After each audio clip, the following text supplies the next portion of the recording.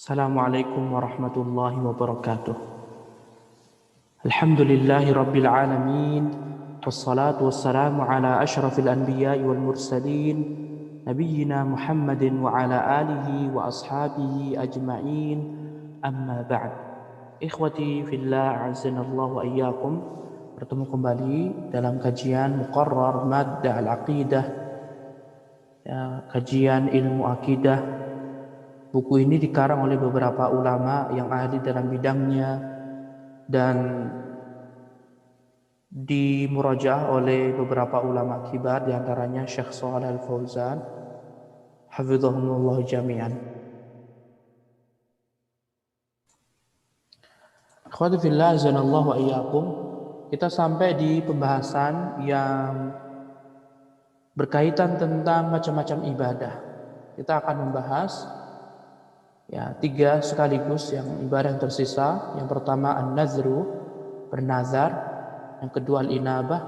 Yang ketiga adalah al-khusyu' wal khudu'. Nah, an-nazru, bernazar, ikhwati fillah azanallahu wa iyyakum, maksudnya adalah seorang yang berakal, baligh atau orang mukallaf, dia mewajibkan atas dirinya sebuah amalan yang belum ada atau tidak ada tuntunan dari Allah Subhanahu wa taala.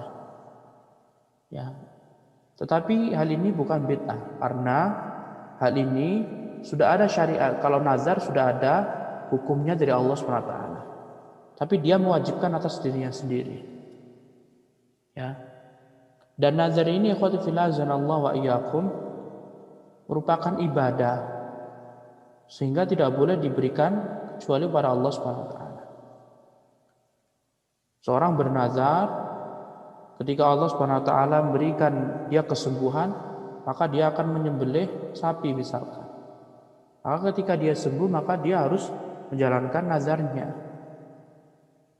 Dan nazar ini, ikhwati fillah azanallahu wa iyyakum, merupakan ibadah dan harus diberikan kepada Allah Subhanahu wa taala.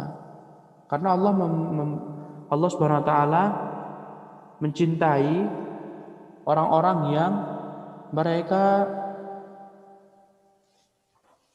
menunaikan nazar mereka kepada Allah Subhanahu wa taala. Lihatlah, Allah Subhanahu wa taala berfirman, yufuna bin nazri wa yakhafuna yawman kana syarruhu mustatira. Mereka menepati nazar lantaran takut terhadap suatu hari yang azabnya merata di mana-mana, yaitu hari kiamat. Quran surat Al-Insan ayat 7. Dan juga Allah Subhanahu wa taala berfirman dalam ayat yang lainnya, "Wa ma anfaqtum min nafaqatin aw nazartum min nazrin fa innallaha ya'lamu." Dan apapun yang kalian nafkahkan dan apapun yang kalian nazarkan, maka sesungguhnya Allah Subhanahu wa taala mengetahuinya. Dalam hadis Rasulullah SAW mengatakan, "Man nazara an yuti'a Allah falyuti'hu." Barang siapa yang bernazar untuk mendekatkan diri kepada Allah, melaksanakan ketaatan, maka dia hendaklah melaksanakannya. Wa man nazara an ya'si Allah fala ya'sihi. Dan barang siapa yang bernazar untuk melaksanakan maksiat, maka hendaklah dia tidak melaksanakan maksiat. Sehingga ikhwati fillah azanallahu wa iyyakum, nazar itu ada dua menurut ulama di sini. Ini dari segi ilmu akidah. Karena pembahasan nazar ini banyak sekali macam-macamnya, ada di buku-buku fikih penjelasannya. Di dalam akidah, nazar itu ada dua. Nazar ketaatan, maka harus ditunaikan. Yang kedua, nazar maksiat, maka tidak boleh ditunaikan. Sebagaimana hal ini terambil dari hadis Nabi SAW. Nah, nazar ketaatan, dia bernazar kalau Allah memberikan kesehatan, kesembuhan kepada orang yang sakit tadi, dia akan berpuasa atau dia bersedekah atau dia melaksanakan sholat tertentu. Nah, sedangkan nazar maksiat, berupa maksiat, ketika dia diberikan kesembuhan pada Allah, maka dia akan pergi ke kuburan tertentu, mengucapkan syukur kepada kuburan tertentu atau wali fulan sudah meninggal dunia, itu hukumnya haram. Nah, kemudian yang ke-10 ibadah, yang ke-10 ikhwan fillah azanallahu wa iyyakum, adalah al-inabah. Al-inabah ini kembali kepada Allah Subhanahu wa taala. Maksud dari inabah, para ulama mengatakan arju ilallah ta'ala bil qiyam bi ta'atihi wa ijtinab ma'siyatih. Inabah itu maksudnya kembali kepada Allah dengan cara melaksanakan ketaatan pada Allah dan menjauhi kemaksiatan pada Allah SWT. Dan inabah ini dengan kata lain hampir mirip dengan taubat. Hampir mirip dengan taubat. Hanya saja kalau taubat itu nanti ada syarat-syaratnya. Ya, inabah lebih luas lagi. Intinya inabah itu kembali kepada Allah dengan menjalankan ketaatan dan menjauhi kemaksiatan kepada Allah SWT. Dan inabah ini termasuk ibadah, ikhwan. Karena Allah SWT memerintahkan kita untuk kembali kepadanya. Allah berfirman, wa anibu ila rabbikum wa aslimulah. Dan hendaklah kalian, wajib bagi kalian kembali kepada Allah dengan menjalankan perintah Allah dan menjauhi larangan Allah. Dan hendaklah kalian berserah diri hanya kepada Allah SWT. Nah, sehingga ikhwati fillah azanallahu wa iyyakum, tidak pantas setiap muslim dan muslimah beribadah kepada selain Allah SWT dengan inabah, menyembah kepada selain Allah SWT dengan memalingkan inabahnya dan taubatnya. Karena inabah dan taubat itu keduanya merupakan ibadah, dan ibadah harus diberikan pada Allah dan sesuai dengan petunjuk Nabi Muhammad SAW. Nah, kemudian macam ibadah yang terakhir, yang ke-11 yang disebutkan oleh para ulama di sini adalah ibadah yang agung adalah al-khusyu' wal khudu'. Ketundukan dan kekhusyuan, al-khusyu'. Dua-duanya berkaitan tentang ibadah hati. Nah, dan dua-duanya ini ikhwati fillah azanallahu wa iyyakum merupakan ibadah yang agung, ibadah yang besar. Karena dalam keduanya ini mengandung kehinaan diri kepada Allah.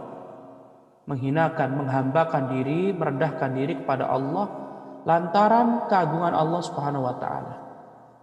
Menerima semua yang sudah Allah tetapkan, baik takdir kauni maupun takdir syar'i. Takdir kauni ketika Allah SWT memberikan musibah kepada orang tadi, kemudian dia tunduk dan menerima apa adanya.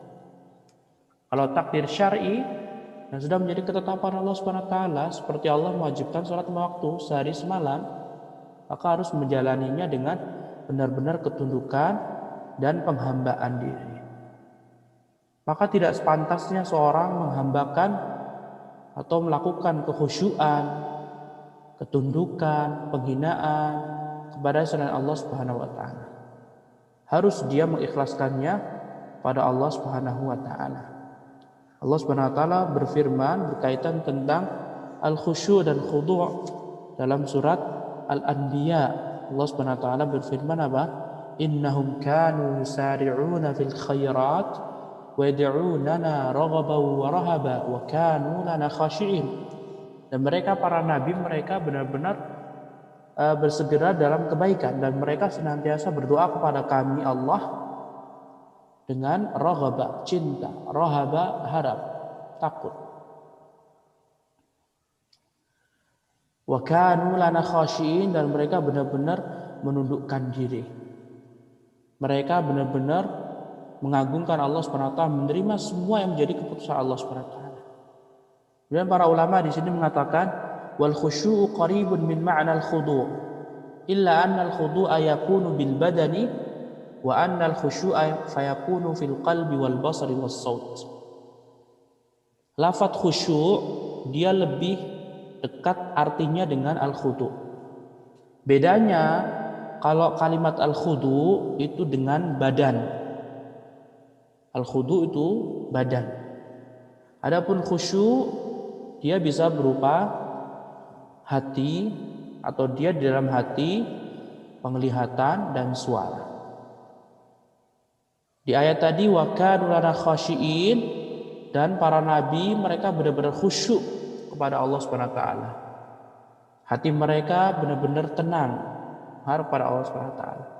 Pandangan mereka merunduk akan keagungan Allah Subhanahu wa taala, dan suara mereka tidak teriak-teriak, berdoa dengan apa? Dengan penuh kelirihan suara, tidak mengeraskan bacaan mereka. Nah, ikhwati fillah azanallahu wa iyyakum, dengan ini kita menyelesaikan bab berkaitan tentang macam-macam ibadah. Semoga Allah Subhanahu wa taala memudahkan kita untuk melaksanakan ibadah-ibadah yang agung ini, yang 11 poin yang disebutkan oleh para ulama. Nah, ibadah itu ikhwati fillah azanallahu wa iyyakum, dia umum. Ibadah itu umum. Ismun jami'un likulli ma yuhibbuhu Allah wa yardah. Setiap nama yang Allah Subhanahu wa taala cintai, Allah ridhoi, maka itu disebut ibadah, baik berupa perkataan maupun perbuatan. Sehingga menunjukkan keharusan kita untuk selalu berusaha semaksimal mungkin belajar ilmu agama, mengkaji Al-Quran, mengkaji hadis Nabi Muhammad SAW. Kemudian kita memilah-milah, ya, sebagaimana petunjuk melalui petunjuk para ulama, memilah-milah apakah ini ibadah, apakah tidak.